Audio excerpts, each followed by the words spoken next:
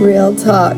These are my hot coffee takes here by the window. I love to just drink some coffee and stare out at the window and look at the beautiful Spanish moss on the live oak trees in my backyard. Anyway, my name is Natalie Joy Kurtz. The Kurtz is important because my grandfather pastored the very first mega church here in the U.S. It was called Angelus Temple. It was founded by a woman named Aimee Semple McPherson. I am still insanely fascinated by this woman. I've got to get the new book, Saint and Sinner. Can't remember who that's by, but I'm going to put it right here so I can remind me to get that book, because still insanely fascinated by this woman, even though I effectively walked away from the Foursquare Church. I would say 2005, 2006, I was effectively done. Kind of had a little bit of a renaissance before then, thinking, I could, like many of you, thinking I could appeal to what the community says they believe, and what they say they believe is that faith, hope, and love are the greatest commandments, but the greatest of these is love. That is my real hot take this morning, as someone who is well-versed in this kind of community, someone who was very involved from the start. I was out there in Los Angeles with my grandfather, and my father worked for the office. So I was immersed in this from the time I was very, very young. That's how they get you. So by the time I was my kid's age, I had read through the Bible 3 or 4 times, and I had memorized lots of verses. That's probably what made me a really good language student, because really learning language is reciting and memorizing until your brain makes the connection that you're actually speaking a language. And this is so helpful because we're seeing it play in real time.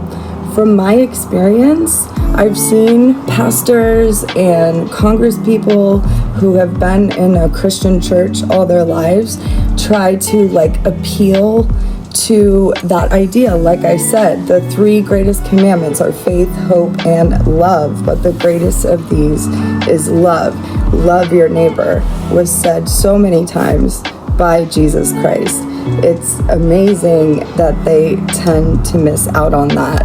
The biggest reason I walked away, this is illustrating it perfectly, what is playing out here in America right now. We say that we are a Christian country, but we don't want to feed the poor. We refuse to. We have the money to, we can afford it.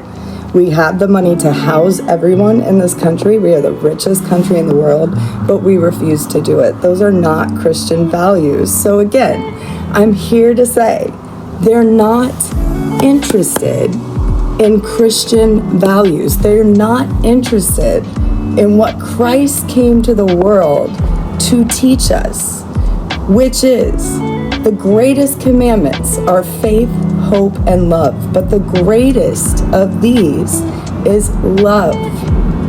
Jesus said that how you treat the least of us, that would be the marginalized people, that would be trans people who are more susceptible to murder here in this country than anyone else. Those should be the first people we protect as a Christian nation, but I digress. Let alone how we treat children here. You know that more than half of the population of homeless people in America are under 9 years old. We should be feeding children. We should be feeding the poor. We should be housing the homeless if we are a Christian nation. But they're not interested in that. This is about power, and this is about control. So appealing to that better nature was never there. Because again, I read the Bible, and Jesus Christ himself I'm about to spill my coffee because this is the most powerful thing that I keep coming back to as an ex-Christian that still loves to read the Bible. Jesus Christ said, "A good tree will not bear bad fruit. A bad tree will never bear good fruit." They're not interested in faith, hope, and love, and the greatest commandment is love. Just walk away.